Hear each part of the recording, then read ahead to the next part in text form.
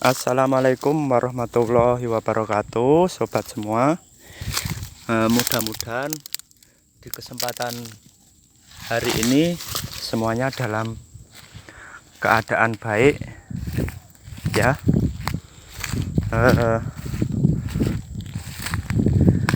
Jumpa lagi dengan saya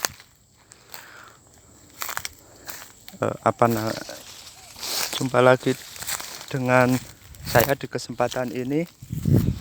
Saya kesempatan ini cuma mau memberikan sedikit tips untuk 4 atau 5 langkah caranya pembelian bibit sawit ya bosku, bibit sawit siap tanam.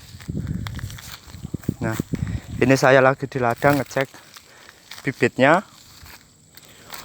Ini bibit tanaman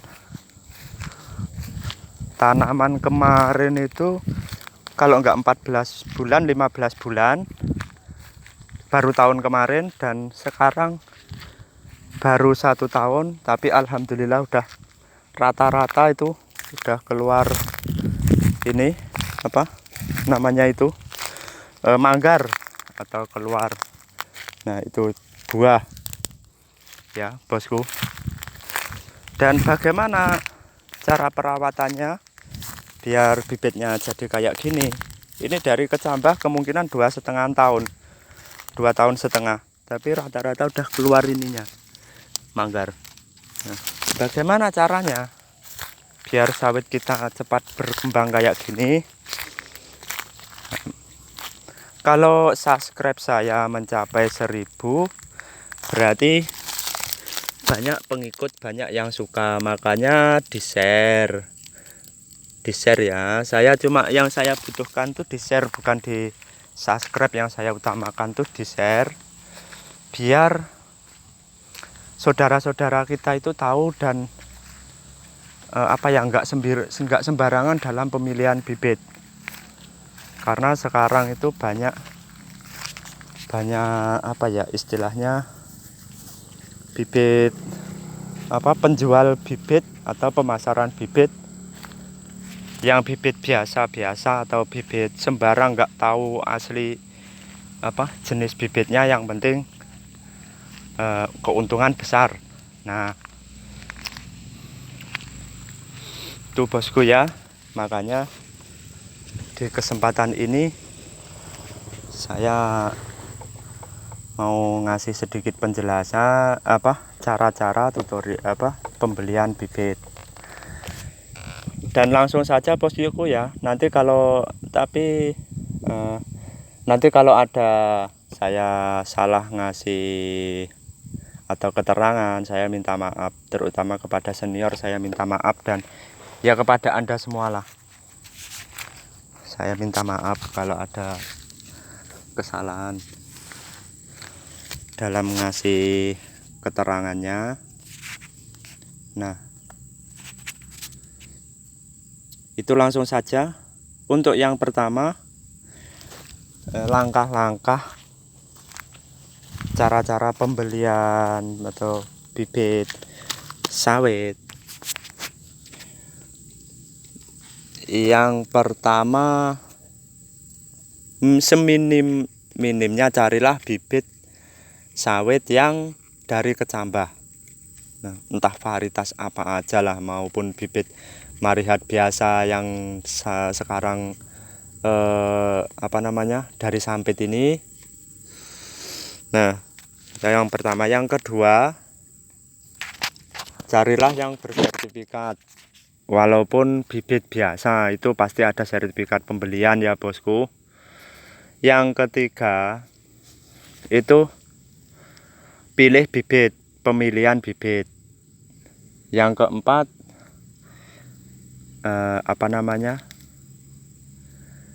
lihat pemasarannya, lihat sertifikatnya itu atas nama siapa ya. Jangan asal bibit bersertifikat. Nah, yang kelima itu, kalau bisa Anda yang mau membeli bibit datangilah tempat pembibitannya, benar-benar dia punya bibit apa enggak, ya bosku.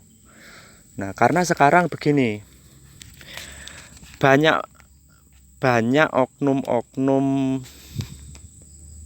gimana ya cara ngomongnya, kok oknum itu kayak apalah. Banyak pemasaran bibit, itu orang-orang baru-baru ini, yang dia kalau ditanya itu nggak tahu bibitnya, yang penting dipasarkan, dan dia cuma berpikir bibit apa yang lagi cepat dijual untuk sekarang, yang lagi laku untuk sekarang. Nah, di situ. Jadi entah itu bibit apa, entah itu marihat, entah itu bibit cabutan, entah itu bibit apa, dibilangnya apa yang lagi laku sekarang. Contohnya Sriwijaya, itulah dibilang Sriwijaya. Dan sertifikat. Nah, sertifikat itu biasanya dia yang mau memasarkan pinjam sertifikat punya orang. Maksudnya punya orang. Karena saya sendiri juga gitu. Maksudnya punyaku dipinjam, difotokopi. Tapi kenyataannya yang dipasarkan bukan bibitku. Kenyataannya yang dipasarkan cari bibit biasa-biasa, bibit murah-murah. Tapi saya tidak mau membocorkan itu entah siapa, saya tidak mau menyinggung siapa. Mungkin yang tersinggung itu orang yang punya pikiran kotor. Itu aja sudah ya bosku. Nah, itu misalnya ada orang, Mas ada bibit Simalungun kah? Walaupun dia nggak punya, dia bilang ada. Dicarikanlah bibit yang bagus. Entah itu, kadang tuh kalau bibitnya itu istilahnya bibit yang marihat dari Sampit atau dibilang bibit yang dari Kecambah, itu masih mending. Nah, kebanyakan itu dia cari bibit yang agak bagus, bibit dari cabutan. Nah, itu nah bosku yang harus kita hati-hati itu. Bibit cabutan, terus dibilangnya ada pak, bibit jenis Simalungun udah umur sekian, ada sertifikatnya. Kalau kita itu sulit membedakan soalnya bosku. Makanya bolak-balik saya ngomong, kalau mau beli bibit itu setidaknya sampean tanya-tanya informasinya, bagaimana cara dia menerangkannya. Dan kalau bisa yang utama itu sampean datangilah ke tempatnya. Kayak gitu bosku ya. Sampean datangi ke tempatnya, benar-benar dia pembibitannya apa bukan. Karena zaman sekarang banyak yang istilahnya bisa dikatakan oknum-oknum kayak gitu tuh banyak. Cuma kalau dibilang oknum kayaknya agak kasar ya bosku. Jadi kayak gitu. Misalnya saya kasih contoh ya. Saya kasih contoh lagi. Kita misalnya Anda lah ataupun saya sendiri, saya nggak tahu pembibitannya. Nah, dia ngambil sertifikat punya orang. Nah, dibilangnya ini kemarin saya beli ini sama si ini. Nah, itu yang harus sampean waspadai bosku, yang harus sampean teliti. Kalau yang mendapat sertifikat itu di situ kan ada tertera seberapa banyak di sertifikat itu seberapa banyak butir yang dia beli, dan sampean lihat seberapa banyak bibit yang istilahnya ya, yang di lahan. Karena banyak ini kadang ada fotokopi sertifikat, entah atas namanya siapa dia pasarkan.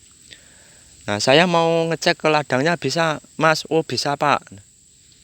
Di situ misalnya kalau pada umumnya itu kan 10.000 butir.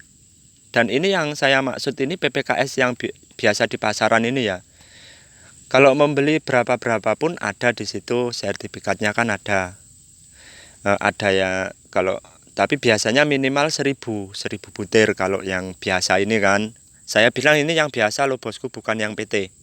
Nah, itu kalau di situ di sertifikat ada 1.000, nah di situ kok ada 3.000 bibitnya, berarti sampean harus berpikir 2 kali.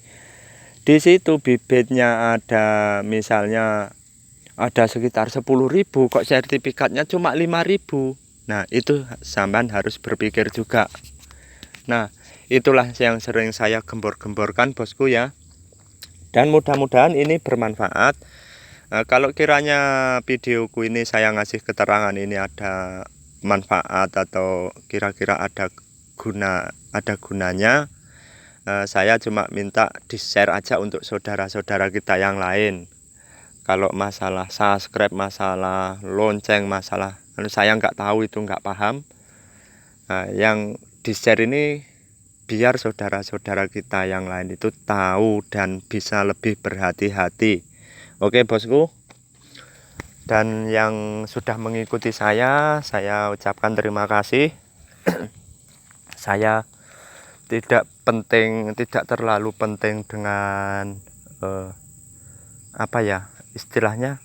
Saya ini membuat kayak gini nih dengan ikhlas karena sudah banyak orang yang curhat sama saya, makanya sedikit banyak dengan pengalaman saya ngasih keterangan kayak gini.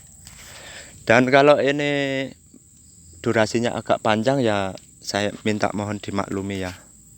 Sebenarnya kalau masalah bibit sawit ini, kalau di detail itu itu berjam-jam, itu enggak tembus-tembus ya, bosku.